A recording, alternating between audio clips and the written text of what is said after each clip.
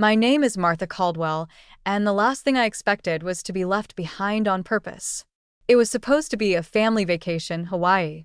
My daughter-in-law, Rebecca, called it a much-needed reset for everyone. She made matching t-shirts for the kids, and one for me that read Vacation Nana in bright pink letters. I didn't like it, but I wore it anyway.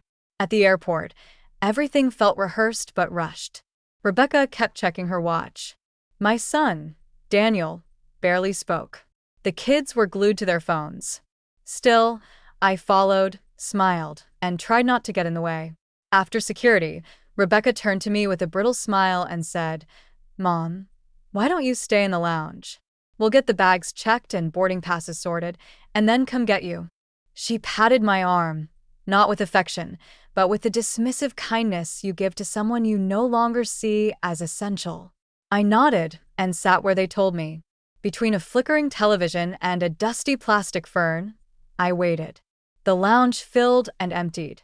I watched people rush to their gates, greet relatives, hold coffee like lifelines. 1 hour passed. Then 2. I asked the front desk to page Daniel. No response. By the 4th hour, I stopped checking the entrance. I knew. At 5 o'clock, I asked the attendant for help. I gave Daniel's full name. She typed something into her screen, then looked up at me gently. "They boarded the 1:45 p.m. flight to Honolulu, ma'am." "That flight's already departed." I nodded. Then I asked her to repeat it. Not a mistake, not an accident. My own son had left me behind. I went to the restroom and locked myself in a stall, not to cry, but to sit somewhere no one would ask if I was okay. I didn't have tears left, just silence. When I came out, the airport felt different. The buzz quieter, the lights dimmer. I stood before the departure screen with the kind of stillness that comes when you no longer feel the need to explain anything to anyone. I didn't fall apart. I made a choice. And that's where my story begins. I stared at the departure board like it was a menu, and I had all the time in the world. Rows of cities lit up and dimmed. Chicago, Seattle, Phoenix. And then I saw it. Portland, flight at 7:35 p.m. ma'am. I don't know why that name reached me. Maybe because I hadn't been there in decades. Maybe because it was where I first learned to ride a bike. Or maybe because it was the furthest thing from Hawaii. I walked to the counter with a calm I didn't recognize in myself. "1 ticket to Portland," I said. "Round trip." No, irraplia. "One way." I used a debit card linked to an old account, one I kept active since before Daniel got married. It had just enough for the fare, a few nights in a motel, and maybe something else. A beginning. I turned off my phone. No one had called. No one had texted. Of course, they hadn't. I dropped the pink shirt that said Vacation Nana into a trash bin near the gate. No ceremony, no drama, just done. The boarding process was quiet. No one asked why I was traveling alone. No one glanced twice at me. And for once, I was grateful to be invisible. I watched the city lights fall away through the airplane window, thinking how strange it was that just hours earlier, I thought I'd be heading toward paradise. But that was never the truth. That version of paradise came with strings, conditions, and a seat that was never really mine. Now I was headed towards something real, something I chose. No itinerary, no promises, no one waiting at the other end. I landed in Portland a little after 10 p.m. The air was damp and sharp with the scent of rain and concrete. I stepped outside, stood under the awning, and took a long breath. This wasn't an escape. This wasn't a rebellion. This was something else entirely. A beginning.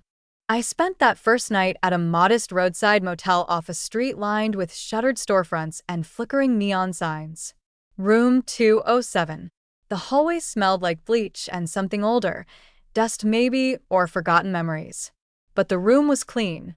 1 bed, 1 chair, 1 lamp. That was enough. I didn't sleep much, but I rested. And in the morning, I stood at the window with a cup of motel coffee in my hand, watching a woman in a pink robe walk her dog down the sidewalk.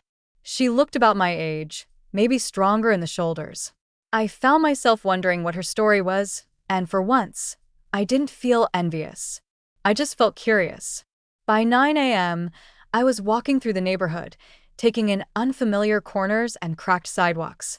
My hip complained, but I kept moving. I stopped at a little bakery on a corner, with a chalkboard out front advertising fresh scones. No ate todo. The woman behind the counter gave me exact change and asked, "You new around here?" "I used to live here," I said. "A long time ago?" "Well," she replied, "welcome back." I didn't know if I was back, but her words felt warm. There was a corkboard near the door with flyers and handwritten notes. "Lost cat, guitar lessons, room for rent." That one caught my eye. It read in blocky, determined handwriting. "Private room, quiet house, $400 a month, no drama, no nonsense." Call Joyce. I took a photo of the number. Later that afternoon, I called. The voice on the other end was raspy and direct. "How old are you?" she asked. 77. "You clean?" "Yes." No boyfriends.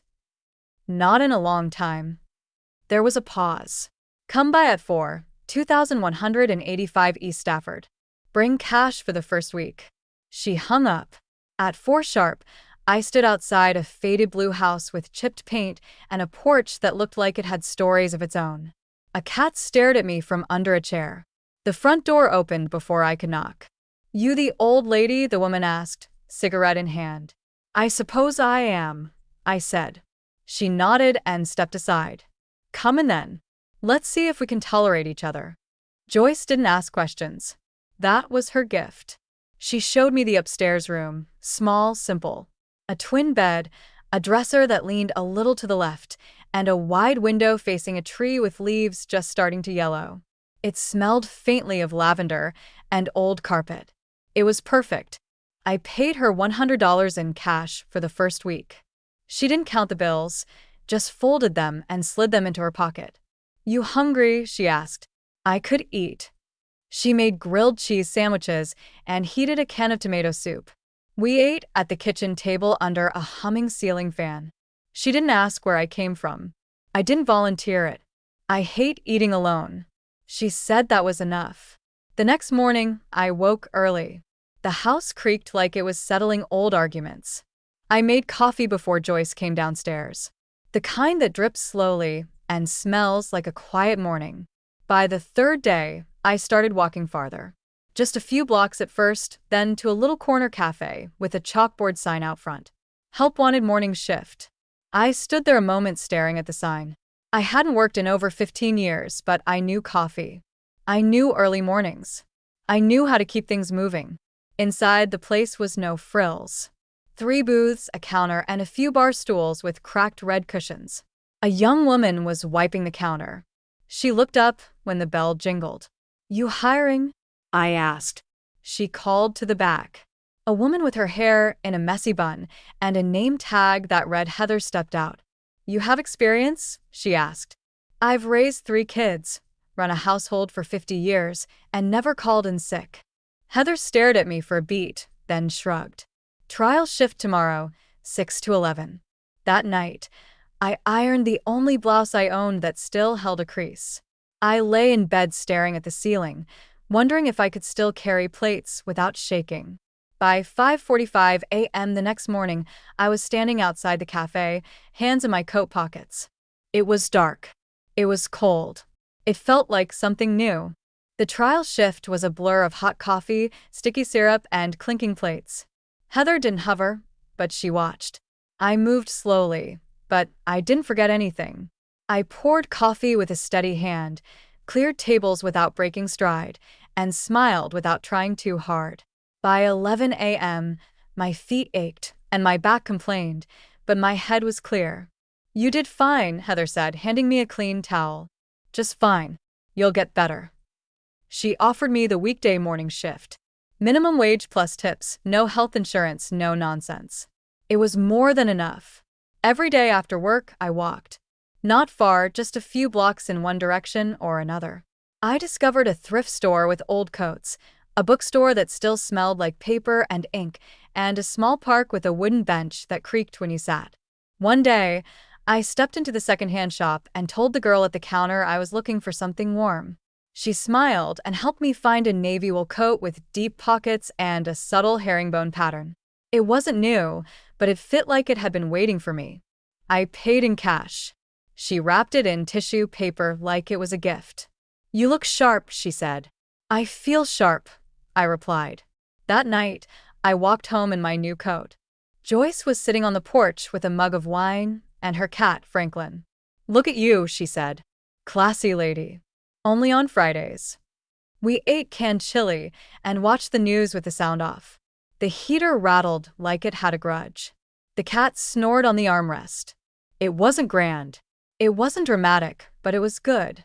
And for the first time in years, I felt like the life I was living actually belonged to me. A room, a job, a coat. I'd chosen myself. Somewhere between silence and soup, something had shifted. And I wasn't going back. The envelope arrived on a Tuesday. No return address, just my name written in a slanted looping script I hadn't seen in years. I knew it before I opened it. Kieran, my grandson, the oldest, the only one who used to come visit without being asked, the one who once built a birdhouse with me in the backyard, then painted it bright red and called it the coolest place in the whole yard. I sat on the edge of the bed and unfolded the letter carefully. It was short, just a few lines. "Dad and Rebecca are freaking out. They said you disappeared. No one's heard from you. I've been checking every day. I miss you. Please let me know you're okay." He signed it Kieran and scribbled a phone number underneath, a new one. I didn't cry, but something cracked open gently. I didn't call, not that day, not the next. But I kept the letter in the drawer beside my bed, tucked between a paperback I'd never finished and the envelope where I stored my cash tips. There are bonds that don't break, not even when the world rearranges itself around them. Kieran had never made me feel like a burden, never treated me like a favor someone forgot to return. He was just there. And in a life where so many had left or looked away, that kind of presence mattered more than words. I started checking the mailbox more often after that. I bought a better brand of tea and a new notebook just in case I wanted to write back. I didn't feel ready to reach out, but I no longer felt invisible. One night, Joyce and I sat on the porch watching the sky turn that soft purplish gray before rain. "You hiding or healing?" she asked suddenly. I looked down at my cup. "Both," I said. She nodded like that made perfect sense. Inside the letter from Kieran waited, its folds softening from the number of times I had read it. I didn't need anything from Daniel or Rebecca anymore. But I wasn't ready to let go of the one person who had remembered me without being told to. Kieran's voice, even on paper, felt like an open door. And for the first time in weeks, I found myself wondering what it might be like to walk through it. The next envelope came with a Wilmington postmark. I recognized the handwriting immediately, not because it was neat, but because it had that same pressure Daniel always used when he was trying to control a situation without sounding controlling. Inside were 6 pages, dense, careful lines, no greeting, no warmth. "I can't believe you did this," it began. He accused me of making the family suffer, said I'd ruined their vacation, claimed Rebecca cried every night, that the kids were confused, that my silence was immature and unfair. There was not one word about the lounge, not a mention of the hours I sat alone, the pages over my name, the trash can where I dropped the bright pink t-shirt, just outraged that I dared to walk away. He ended the letter with, "We're willing to talk, but only if you're ready to be reasonable." Reasonable, as if decades of babysitting, grocery runs, birthday cakes, and quiet obedience had been unreasonable. I folded the letter and slid it back into the envelope. Joyce didn't ask what it said. She just poured me a second cup of coffee and nodded toward the window. "Storm's coming," she said. "It already has." A few days later, Kieran called again. His voice was soft. "I heard Dad wrote to you." "He did? Are you going to respond?" "Not yet," I said. "Maybe not at all." He didn't argue, just said, "I get it." We talked about other things, his new part-time job at a bookstore, the kind of quiet he liked in the mornings. "Books don't yell at you," he said. We both laughed. The next morning, I burned Daniel's letter, 1 page at a time, over the sink. The paper curled and flaked into the drain like something finally letting go. Joyce raised an eyebrow when she saw the smoke curling from the kitchen. "I would have used the fire pit," she said. "More satisfying." Later that week, A man in a charcoal suit waited outside the cafe. He stepped in just as my shift ended and introduced himself as Derek Sorensen, an attorney representing Daniel and Rebecca. "They're concerned," he said, "about your well-being, about your assets."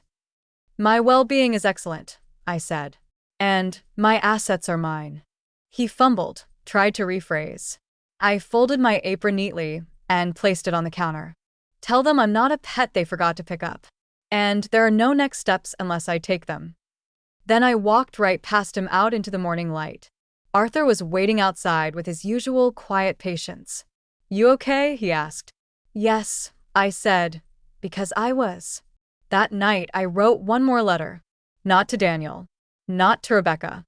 To Lisa. Just 3 lines. "I know what you did. I know what you didn't say. I'm not angry. I'm not coming back."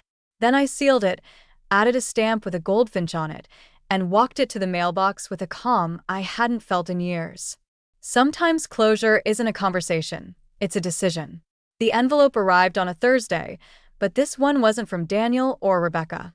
No sharp handwriting, no legal tone. It was from Kieran. Inside, just a simple note. "Grandma, I'm coming to Portland. I want to see you.